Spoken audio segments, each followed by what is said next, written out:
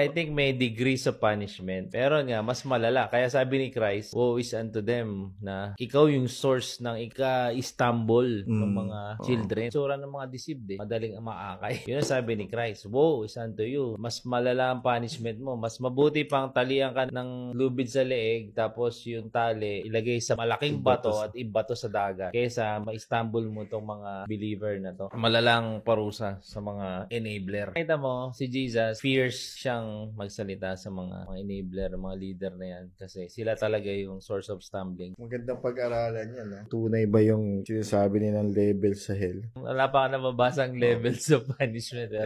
Pero yung reward meron. Ba't mo pa pag-aralan na hindi ka na mapupunta? Ito yung sinabi ni Christ, wide is the road to destruction. Kasi nga, maraming nadideceive. Kasi kahit niloloko ka ng harap-harapan, hindi mo ma-stop si God to speak in your heart. Kasi lahat tayo may conscience May mga times na kahit ano marinig mo, something inside of you will say no. Nung nalaman ko yung katotohanan, di ba? Sobrang gusto ko mag-speak out. Kasi ang dami ko nadala doon. Kahit na-deceive ako. Enabler ka, bro.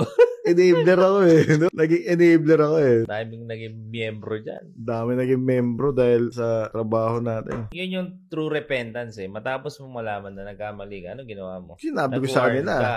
Sinabi mo yung kung ano yung reality in public. Nag-warn tayo ng 2 taon Public yung deception. Kailangan expose ka in public. Na-persecute pa tayo dun. Kita mo si Stephen, di ba? Tinouch niya yung temple. Sabi niya, hindi naman talaga yan ang Diyos. Ang Diyos nasa langit, hindi yan. Anong nangyari sa kanya? Ito mo malalaman kung talagang sira ang ulo chismis lang siguro to. Ewan ko, narinig ko lang. Sabi daw, nag-attempt daw kami mamaril. Sa bubuhay ko, isang beses lang ako nakapotok ng baril sa ground lang. Kung ako babaril, siguraduhin ko na. Hindi ko magagawa yan. Siyempre. Yun ang mga salita ng mga sirang ulo. Hindi sila makapag-produce ng evidence.